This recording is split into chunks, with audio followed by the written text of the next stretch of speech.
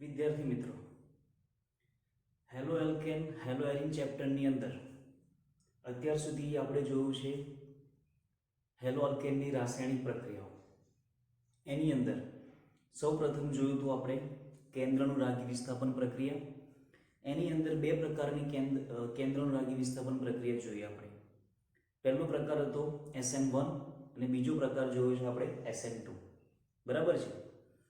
હવે આગળ જોઈએ આપણે કે હેલો અલ્કેનની બીજી રાસાયણિક પ્રક્રિયા કઈ છે. તો હેલો અલ્કેનની બીજી રાસાયણિક પ્રક્રિયા છે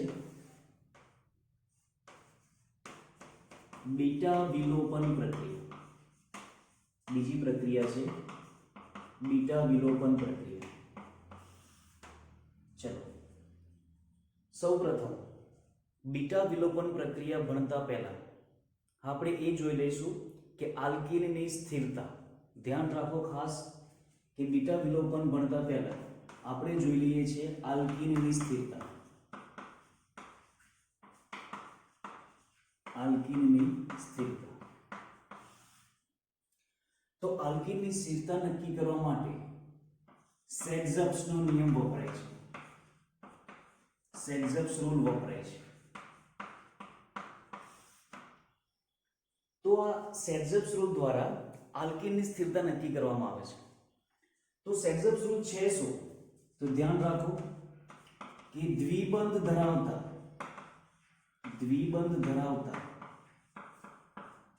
આલ્કીનની આજુબાજુ દ્વિબંધ ધરાવતા આલ્કીન એટલે કે કાર્બનની આજુબાજુ આલ્કાઇલ સમૂહ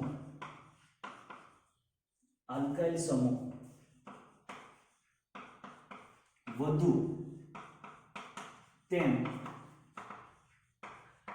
સ્થિરતા વધુ. તો આ ખાસ ધ્યાન રાખો કે આલ્કીનની સ્થિરતા એ સેક્ઝપ્સના નિયમથી નક્કી કરવામાં આવે છે.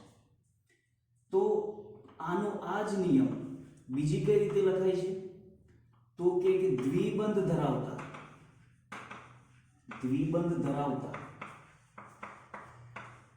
કાર્બનની આજુબાજુ એટલે કે આલ્ફા હાઇડ્રોજનની સંખ્યા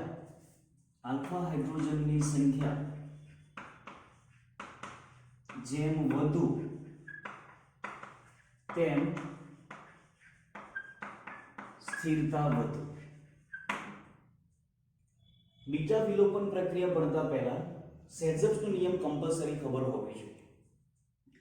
ઉદાહરણ કરી લઈએ આપણે કે આપણી જોડે બે આલ્કીન છે. એક છે CH2 ડબલ બોન્ડ CH2 અને બીજો છે CH3 bond CH double bond CH2. એક છે ઇથિન અને બીજો છે પ્રોપેન. હવે આ બંનેની અંદર કોની સ્થિરતા વધુ?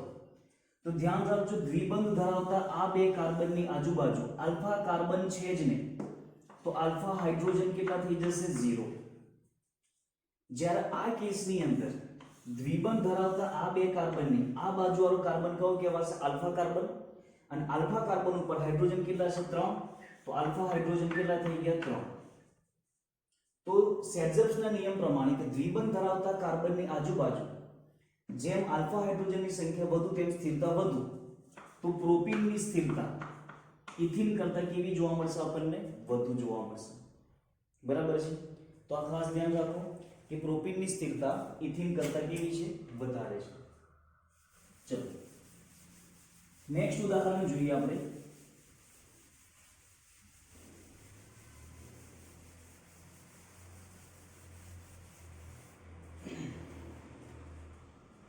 હું પહેલા લઈ લઉં છું CH3 bond CH double bond CH2.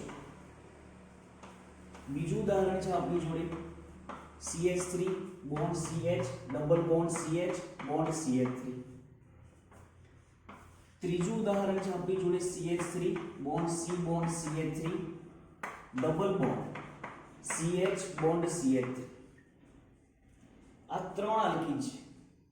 હવે આ ત્રણ આલ્કીનની અંદર કયા આલ્કીનની સ્થિરતા વધુ? તો સૌપ્રથમ દ્વિબંધ ધરાવતા આ બબ્બે કાર્બન છે ત્રણે ત્રણની અંદર. આ કાર્બનની બાજુવાળો કાર્બન આલ્ફા, એના ઉપરના હાઇડ્રોજન કેટલા છે? 3. તો આલ્ફા હાઇડ્રોજન કેટલા થઈ જશે? 3. અહીં આગળ આલ્ફા કાર્બન, આ પણ આલ્ફા કાર્બન. દ્વિબંધની બાજુવાળો કાર્બન કેવો કહેવાય? Alpha carbon. તો અહીં આગળ હાઇડ્રોજન કેટલા છે? 3. અહીંયા પણ કેટલા છે? 3. તો આલ્ફા હાઇડ્રોજન કેટલા થઈ જાય? 6. અહીંયા આલ્ફા કાર્બન કેટલા કહેવાશે? 1. આ બાજુવાળો કાર્બન જ છે, આ કાર્બનની બાજુવાળો કાર્બન આલ્ફા કાર્બન. તો આલ્ફા હાઇડ્રોજન કેટલા થઈ જશે? 3 ને 3 6 ને 3 9. તો જેમ આલ્ફા હાઇડ્રોજનની સંખ્યા વધુ તેમ સ્થિરતા વધુ. તો સ્થિરતાનો ક્રમ કયો આવશે? કયો આલ્કીન સૌથી વધુ સ્થાયી કહેવાશે? 3, ત્યારબાદ 2, ત્યારબાદ 1. બરાબર છે? ચલો, આ તો વાત થઈ આલ્ફા હાઇડ્રોજન. બીજું એવું કહેવાય છે કે જો આલ્ફા હાઇડ્રોજન સમાન હોય તો શું થશે? જો આલ્ફા હાઇડ્રોજન સમાન હોય તો અસમમિત આલ્કીનની સ્થિરતા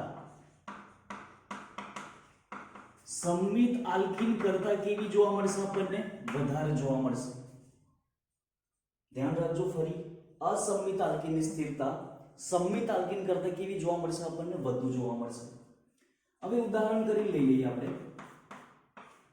તો કે CH3 bond C bond CH3 double bond CH2. અને બીજું ઉદાહરણ લઈ લઈએ આપણે કે CH3 bond CH double bond CH bond CH3. તો આ કેવો આલ્કીન છે? અહીંયા પણ ડબલ બોન્ડેડ છે. આ કાર્બન આલ્ફા, આ કાર્બન પણ આલ્ફા. તો આલ્ફા હાઇડ્રોજનની સંખ્યા કેટલી થશે? અહીંયા આગળ 6 થશે. અહીંયા પણ આલ્ફા કાર્બન, આ પણ આલ્ફા કાર્બન. તો આલ્ફા હાઇડ્રોજન કેટલા થશે? 6 થશે. તો બંને કેસની અંદર આલ્ફા હાઇડ્રોજનની સંખ્યા કેવી છે? એક સમાન. જ્યારે આલ્ફા હાઇડ્રોજનની સંખ્યા સમાન હોય ત્યારે અસમમિત આલ્કીનની સ્થિરતા સંમિત આલ્કીન કરતા કેવી હોય? વધારે હોય. હવે સંમિત અને અસમમિત એટલે શું? દ્વિબંધની બંને બાજુ એક સમાન છે તો આ આલ્કીન કેવો કહેવાશે? સંમિત આલ્કીન. જ્યારે આ કેવો કહેવાશે? દ્વિબંધની બંને બાજુ જો આ કાર્બન જોડે CH3 જ્યારે આ કાર્બન જોડે કોઈ આલ્કાઇલ સમૂહ નથી તો આ કેવો કહેવાશે? અસમમિત આલ્કીન કહેવાશે. તો આપણે એવું કહી શકીએ કે અસમમિત આલ્કીનની સ્થિરતા સંમિત કરતા કેવી છે? વધારે છે. તો આન્સર શું આવશે? 1 greater than 2. ક્લિયર? તો આ આપણને ખ્યાલ હોવો જોઈએ. બીટા વિલોપન પ્રક્રિયા સમજતા પહેલા આલ્કીનની સ્થિરતા આપણને ખ્યાલ હોવો જોઈએ કે જે 11મા ધોરણની અંદર હાઇપર કોન્જુગેશન માં તો આપણે ભણી ચૂકેલા છીએ. ચલો, હવે બીટા વિલોપન પ્રક્રિયામાં શું થાય? તો ધ્યાન રાખો, બીટા વિલોપન પ્રક્રિયાની અંદર આલ્કાઇલ હેલાઇડ પ્રબળ બેઝ સાથે પ્રક્રિયા કરીને આલ્કીન બનાવે છે. આલ્કાઇલ હેલાઇડ બેઝ સાથે પ્રક્રિયા કરીને શું બનાવશે? આલ્કીન બનાવશે. હવે ધ્યાન રાખજો,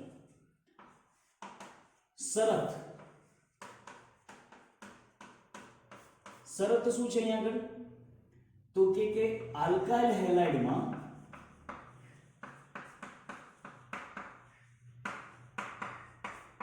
બીટા કાર્બન ઉપર આલ્કાઇલ હેલાઇડમાં બીટા કાર્બન ઉપર હાઇડ્રોજન હોવો જોઈએ તો જ બીટા વિલોપન પ્રક્રિયા થાય, અધરવાઇઝ બીટા વિલોપન પ્રક્રિયા થશે નહીં. હવે આ બીટા કાર્બન કોને કહેવાશે? ધ્યાન રાખજો. દાખલા તરીકે CH3 CH2 X છે આપણી જોડે. તો હેલોજન જે કાર્બન સાથે જોડાયેલો છે એ કાર્બન આલ્ફા વર્ગીકરણમાં આપણે જોયેલું છે. આલ્ફાની બાજુવાળો કાર્બન કયો કહેવાશે? Beta carbon. બીટા કાર્બન ઉપર હાઇડ્રોજન છે. હવે શું લઈશું આપણે? પ્રબળ બેઝ. બેઝ તરીકે અહીંયા આપણે વાપરીશું KOH. પણ ધ્યાન રાખજો અહીંયા આગળ આલ્કોહોલિક KOH વપરાય. કયું KOH વપરાશે? આલ્કોહોલિક KOH વપરાય. હવે જનરલી આલ્કોહોલ એટલે ROH. આલ્કોહોલ એટલે કે ROH. હવે આલ્કોહોલિક KOH આ શું છે? બેઝ છે. આ શું છે? બેઝ છે. તો બેઝનું કામ શું? પ્રોટોન સ્વીકારવાનું. બેઝનું કામ શું? પ્રોટોન સ્વીકારવાનું. આ બેઝ પ્રોટોન કઈથી લેશે? બીટા કાર્બન ઉપરથી. દાખલા તરીકે CH2 અને H છે તો આ બેઝ શું કરશે? આ હાઇડ્રોજનને લઈ લેશે પોતાની બાજુ. બેઝ શું કરશે? હાઇડ્રોજનને પોતાની બાજુ લઈ લેશે. તો બેઝ છે તો H+ નો સ્વીકાર કરશે. કોનો સ્વીકાર કરે? H+ નો સ્વીકાર કરે. હવે H+ નો સ્વીકાર કરે તો હાઇડ્રોજન શું કરશે? ઇલેક્ટ્રોન કોણ આપી દેશે? આ કાર્બનને આપશે. કેમ આપશે? તો કે આ કોણ છે? હેલોજન છે. વિદ્યુત ઋણતાની વધારે છે તો આ કાર્બન જોડેથી ઇલેક્ટ્રોન ખેંચશે. તો આ કાર્બન કોણ જોડેથી ખેંચશે? આ કાર્બન જોડેથી. તો જેવા ઇલેક્ટ્રોન અહીંયા આગળ જશે આ કાર્બનની સંયોજકતા વધી જશે. 2 3 4 અને ડબલ બોન્ડ બનાવો તો 5 થઈ જાય. તો જેવા ઇલેક્ટ્રોન આ હાઇડ્રોજન થી આ બે કાર્બન વચ્ચે જાય એવો X ઇલેક્ટ્રોન લઈને નીકળી જશે. તો નિપજ તરીકે શું બનશે? H તો બેઝ જોડે જ ગતો રહ્યો. CH2 double bond CH2. આ H કોની જોડે જતો રહેશે? બેઝ સાથે. તો અહીંયાથી શું દૂર થયું? H અને અહીંયાથી શું દૂર થયું? X. તો નિપજ બીજું શું મળશે આપણને? HX. આની આપણે જરૂર હોતી નથી. ક્લિયર? પણ યાદ રાખજો આ પ્રક્રિયા ક્યારે થશે? બે શરત. પ્રબળ બેઝ હોવો જોઈએ અને બીટા કાર્બન ઉપર હાઇડ્રોજન હોવો જોઈએ. બીજું ઉદાહરણ જોઈએ આપણે. તો બીજા ઉદાહરણની અંદર શું થશે? CH3 bond CH2 bond CH2 bond Cl. આની પ્રક્રિયા આલ્કોહોલિક KOH સાથે કરવામાં આવે તો આલ્ફા કાર્બન અને આ બીટા કાર્બન. તો બીટા કાર્બન ઉપરથી હાઇડ્રોજન ઇલેક્ટ્રોન કોણ આપી દેશે? આલ્ફા બીટા વચ્ચે. અને આલ્ફા કાર્બન ઉપરનો હેલોજન ઇલેક્ટ્રોન લઈને દૂર જતો રહે કારણ કે ઇલેક્ટ્રોન ગ્રાહી છે. તો નિપજ તરીકે શું મળશે આપણને? CH3 bond CH double bond CH2. Clear? ત્રીજું ઉદાહરણ જોઈએ આપણે. તો કે CH3 CH CH3 bond CH2 bond Cl. Alcoholic KOH જ લઈ લઈએ આપણે. તો આલ્ફા કાર્બન અને આ બીટા કાર્બન. તો બીટા કાર્બન ઉપરનો હાઇડ્રોજન બેઝ સાથે જશે તો ઇલેક્ટ્રોન આપી દેશે આલ્ફા બીટા વચ્ચે. Cl દૂર કરી દેશે તો નિપજ તરીકે શું બનશે? એ વખતે આ CH3 ઉપર કોઈ અસર ના થાય તો CH3C CH3 double bond CH2. Clear? તો આ રીતે આલ્ફા બીટા વિલોપન થતી હોય. હવે આને આલ્ફા બીટા વિલોપન કેમ કહેવામાં આવે છે? ધ્યાન રાખજો. આનું બીજું નામ પણ છે આલ્ફા બીટા વિલોપન. આલ્ફા કાર્બન ઉપરથી હેલોજન અને બીટા કાર્બન ઉપરથી હાઇડ્રોજન દૂર થાય છે. તેથી પ્રક્રિયાને આલ્ફા બીટા વિલોપન અથવા બીટા વિલોપન પ્રક્રિયા કહે છે. તો આ પ્રક્રિયા કઈ પ્રક્રિયા કહીએ આપણે? આલ્ફા બીટા વિલોપન અથવા તો બીટા વિલોપન.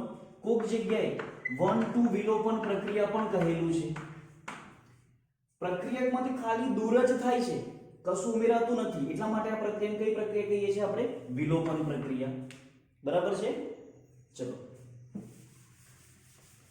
હવે આની અંદર જોઈએ આપણે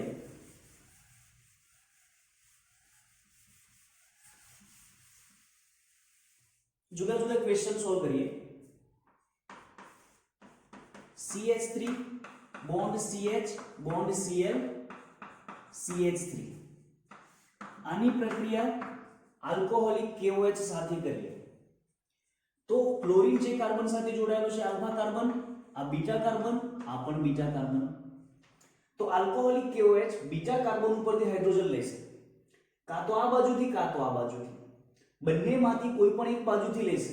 તો નિપજ તો અત્યારે કેવી મળવાની છે આપણને? સેમ જ. દાખલા તરીકે હું અહીંયાથી લઈ લઉં તો નિપજ તરીકે શું બનશે? પ્રોપીન બનશે. CH3 bond CH bond Cl bond CH2 bond CH3. બરાબર છે. ક્લોરીન જે કાર્બન સાથે જોડાયેલો છે કાર્બન આલ્ફા, બીટા, બીટા. હવે અહીંયા આગળ CH3 છે, જ્યારે અહીંયા આગળ CH2 છે. પોસિબિલિટી છે તો બેઝ તો કોઈ પણ એસિડિક હાઇડ્રોજન લઈ શકે.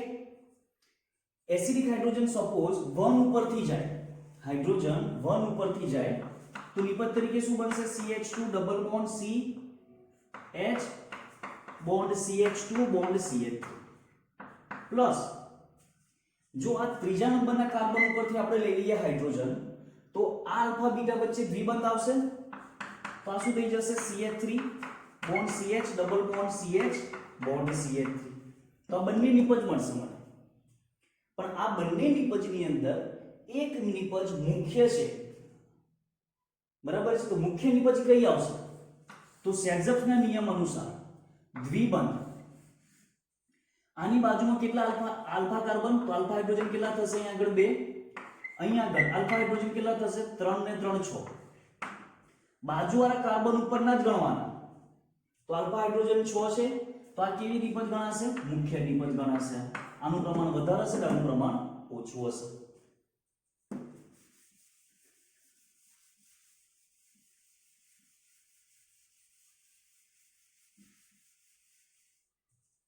નેક્સ્ટ એક્ઝામ્પલ લઈ લઈએ આપણે. CH3 bond CH bond CH3 bond CH Br bond CH3. આની પ્રક્રિયા પણ આપણે આલ્કોહોલિક KOH સાથે કરીએ તો આ કાર્બન કેવો કહેવાશે? આલ્ફા, આ કાર્બન બીટા, આ કાર્બન બીટા. તો મને કેટલા આલ્કીન મળશે? એક અહીંયાથી હાઇડ્રોજન દૂર થાય, એક અહીંયાથી હાઇડ્રોજન દૂર થાય, તો નિપજ કેટલી મળશે? મને 2 નિપજ મળશે. અમુક વખત ક્વેશ્ચન મે પણ પૂછી નાખે કેટલા આલ્કીન મળે. સપોઝ આ કાર્બન ઉપરથી હાઇડ્રોજન દૂર કરો તો CH3C CH3 double bond CH bond CH3.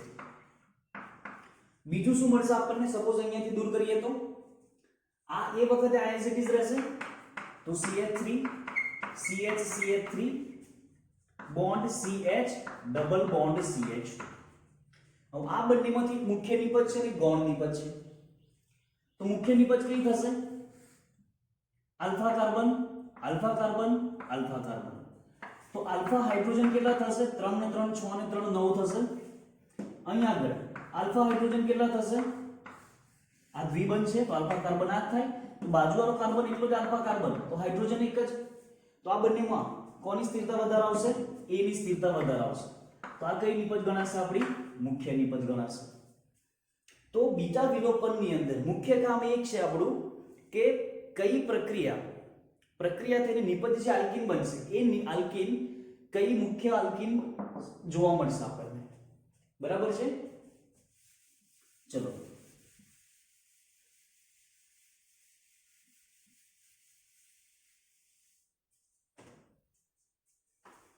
Next example જોઈ લઈએ આપણે. બેન્ઝીન રિંગ છે CH2CH2Br. આની પ્રક્રિયા આપણે આલ્કોહોલિક KOH સાથે કરીએ તો alpha carbon, beta carbon.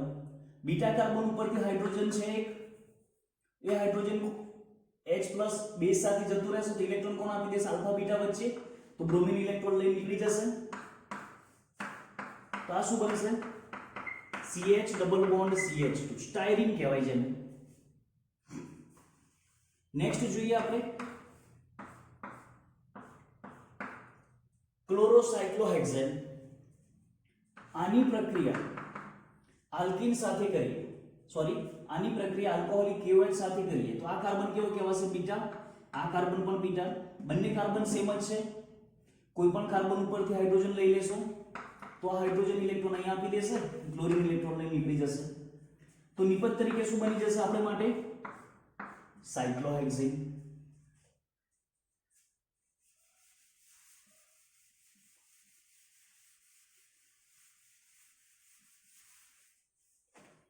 Next જોઈએ આપણે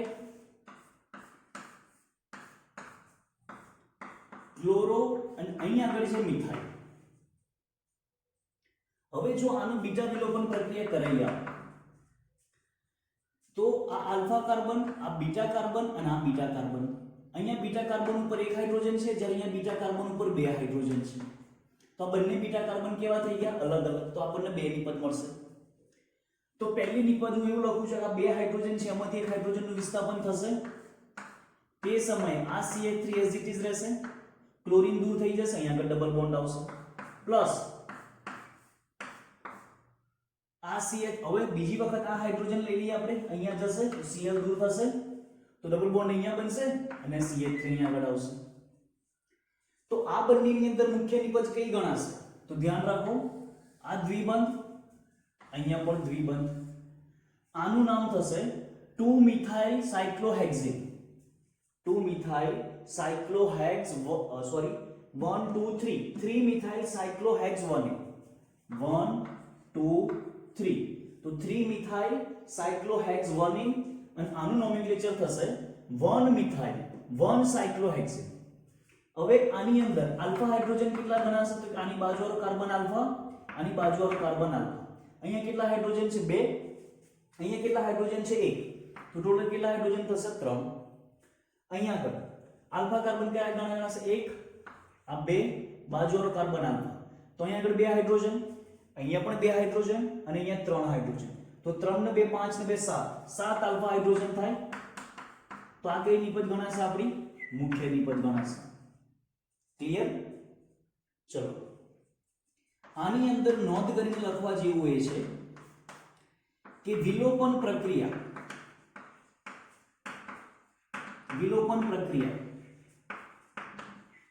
એક જ તબક્કામાં થાય છે. વિલોપન પ્રક્રિયા એક જ તબક્કામાં થાય છે. કઈ રીતે એક જ તબક્કામાં? ધ્યાન રાખજો. CH3 CH2X બેઝ અને અહીંયા આગળ CH2 આપણે H કરી દઈએ. તો બેઝ જેવો હાઇડ્રોજન સાથે આવશે, જેવો હાઇડ્રોજન આવશે એવો આ બોન્ડ અહીંયા જવાનો ટ્રાય કરશે અને આ X અહીંયાથી દૂર થવાનો ટ્રાય કરે. તો એક જ સ્ટેપની અંદર કેટલા પ્રક્રિયકો ભાગ ભજવશે? 1 2 3 4 5. ક્લિયર? તો એક જ તબક્કામાં બધી પ્રક્રિયા થતી હોય. જેટલો બેઝ પ્રબળતાથી જશે એટલો જ હાઇડ્રોજનનું વિસ્થાપન ઝડપથી થશે.